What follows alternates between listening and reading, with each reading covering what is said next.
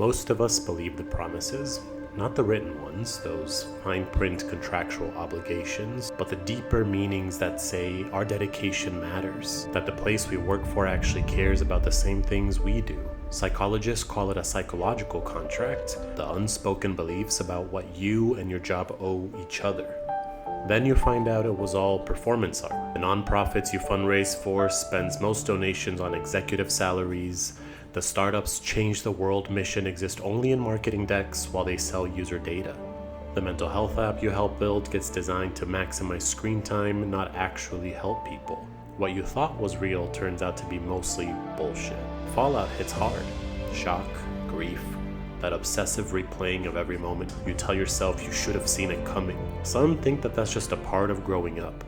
The clinical term is betrayal trauma. That specific wound when someone you counted on for your basic sense of purpose screws you over. Tower of Fantasy's 5.2 Dream of Homecoming update feels like that kind of rabbit hole. This review will contain major story spoilers, including character backstories, plot revelations, and narrative connections that are best experienced firsthand. If you want to discover Hipper's story yourself, then try coming back to this video later. This latest update brings major changes to the table.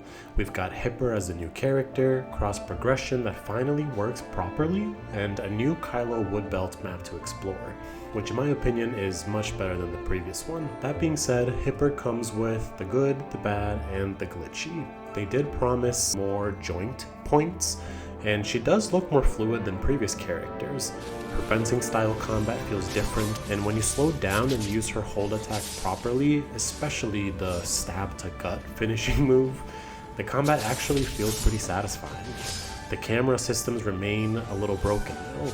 Indoor zones become nightmares when the camera jerks around during fights. You sometimes get auto-pulled toward enemies that are definitely out of range, leaving you confused and frustrated. NPCs often feel lifeless. Enemy AI hasn't improved, with clunky hitboxes that make them feel more like cardboard cutouts than actual threats. On PS5, I'm seeing consistent frame rate drops still and stutter that happens more often than smooth gameplay. These technical issues feel like something that should have been dealt with quite a while ago. Of course, having it be an open MMO has its own challenges, but it does beg the question of, is it really worth it? While these aren't game-breaking bugs, they pull you out of the experience constantly. My biggest letdown with Hipper comes from the Mecca suit.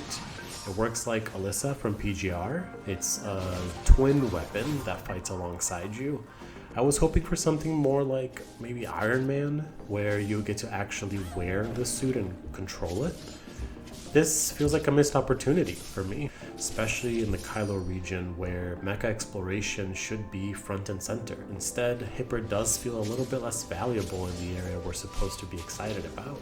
Maybe that's intentional, moving away from that gacha dependency toward unique exploration mechanics per region. Looking at Hipper's visual design, they definitely have a mix of the military authority that's present in a lot of their major characters, mixed with high fashion anime. The red highlights match her rapier's energy signatures and represent her rebellious spirit within military ranks. Her bangs use exaggerated shape language that frames her face beautifully. There are angular cuts and flowing curves that draw your eye in and out. It creates visual interest while maintaining character readability. The shoulder pads and collar details communicate officer rank, while the cropped design keeps it modern and appealing. The pearlescent, almost holographic texture on the skirt adds an elegant way to play with prismatic color schemes without overwhelming the design with excessive color choices. Those pouches and side attachments function as practical storage while adding volume and weight that accentuates her silhouette. Thigh-high stockings with garter details follow anime design conventions for elite character status. Their asymmetrical approach serves a deeper narrative purpose too. Characters who exist outside conventional systems of order and harmony often feature asymmetric designs that create visual tension. For Hipper, who's been demoted and exists in a gray area between ranks, this design choice reinforces her story as an outlier and disruptor to the existing military hierarchy. The asymmetry suggests someone who doesn't quite fit the mold, which perfectly matches her character arc of a fallen captain fighting to prove herself again. Her boots are combat ready yet stylized. high heels because it's anime, reinforced design because she's military. Those pointed tips and angular shapes feel retrofuturistic, like something from a 1950s version of the future. The crimson and white color scheme creates visual cohesion throughout her design. The gold mechanical elements at her joints, elbows, knees, boot connections follow diesel punk shape language. Think Outer Worlds aesthetic, inspired by Art Nouveau and Art Deco movements from the early 1900s. Her coattails have the same pointed, angular quality that reinforces that retrofuturistic theme and the idea of her weapon being something really precise. Everything about her silhouette suggests movement and authority while maintaining that classic sci-fi aesthetic. The purple and magenta color placements are also strategic. Guides your eye down the character design while accenting areas with skin exposure. The bra design functions like chaps for her chest, delivering the fan service many players have come to expect from gacha character designs while maintaining the military aesthetic. Now the weapon, the AF-10 Servian, is a futuristic rapier, and that choice matters. Rapiers are dueling weapons for skilled fighters, not brute force tools. They're elegant, precise, deadly in the right hands. The long, slender blade design emphasizes Hipper's technical skill over raw power. Her 3-star skin swaps the crimson for blue and black, giving her a more serious, tactical look. And I like to think that the color palette suggests more of a stealth missions or night operations mode. The purple haute couture swimwear is 100% fan service, but done tastefully. It maintains her elegant aesthetic while showing off that this is a premium character worth investing in. The story of Hipper begins in the Ore Zero Zone, where she trained as an elite operative before joining the Hope Fleet. Her rapid rise through the ranks was unexpected. She had the skills, the tactical mind, and the leadership presence that made seasoned officers follow her orders without question. The commanding presence comes from her background in Ore Zero's military academies, where she learned both advanced combat techniques and strategic warfare. The AF-10 Servian she wields is a compact Guardian mecha developed by Hope Fleet's Armory. It operates autonomously with advanced AI, engaging threats or offering support as needed. Commonly used for VIP protection, it remains cloaked and is issued only to top-tier operatives due to limited production. This explains why Hipper has access to such advanced equipment despite her demotion. Her downfall came during what the Hope Fleet called the Third Pirate Elimination Operation. According to the 5.2 story revelations, this wasn't just any failed mission.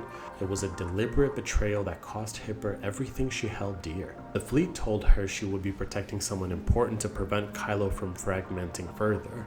What she didn't know was that her target was actually Granny Lola, her beloved elementary school teacher and mentor who had encouraged her to become the youngest captain in Hope Fleet history. The mission was disguised as protection, but in reality it was abduction. The Hope Fleet chose Hipper specifically because of her relationship with Granny Lola. They believed that as Lola's former student, Hipper would absolutely prioritize protecting her mentor. The fleet departed before Hipper was given the go-ahead, leaving her scrambling to catch up. When she finally arrived at the operation site, everything was already over.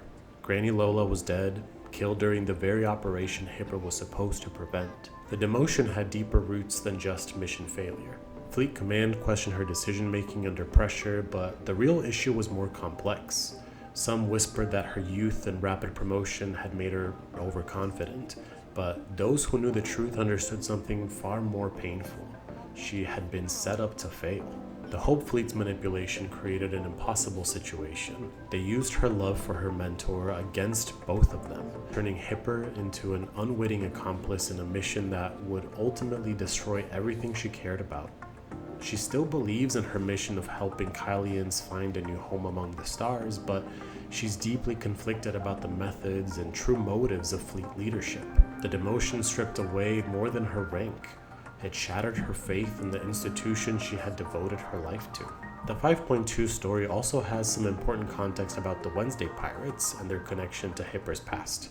And as somebody who loves Wednesday from the Network chapter, I'm really excited to see where they take this. The Wednesday crew is supported by a mysterious family that also founded Odin's Tavern and has connections spanning generations. The same family previously supported various factions behind the scenes, creating a complex web of influence that touches many character stories. Laurent, the current leader of the Wednesday Pirates, was once second mate under Granny Lola during her time with the crew. He had pushed for Lola to become Pirate King, but after she failed and chose to maintain ties with Anchor Infinity rather than break away completely, Laurent left to start his own crew. This created additional layers of guilt for Hipper. Not only did she fail to save her mentor, but the pirate factions that Lola once tried to unite are now fractured and fighting among themselves. In the 5.2 story, Hipper attends Granny Lola's funeral at the Homecomer Assembly, despite knowing she'll face hostility from pirates who blame the Hope Fleet for Lola's death.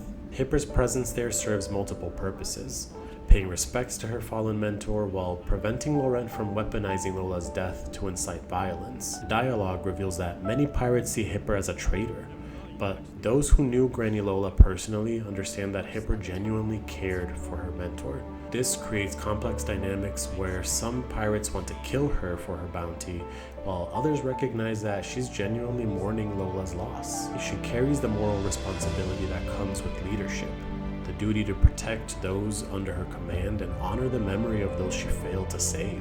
Her current role as chief of the Ore Zero Nexus represents a form of self-imposed exile. By protecting the miners and civilians in the Ore Zero zone, she's trying to live up to the ideals that Granny Lola taught her, even if she can no longer serve as a fleet captain. The story leaves open questions of whether Hipper can truly forgive herself for failing to save Granny Lola. The Hope Fleet may actually give her another chance to prove herself, but the real question is whether she can reconcile her desire to explore new worlds with her mentor's dream of returning home. This internal conflict drives much of her character development and explains why she's such a compelling figure in the Tower of Fantasy narrative. For Tower of Fantasy's next era, especially with Neverness to Everness on the horizon, they need to fix the fundamentals. Camera systems that don't break during combat, NPCs that feel more alive. The ambitious MMO features are exciting, though they mean nothing if players are going to be fighting the game instead of enjoying it.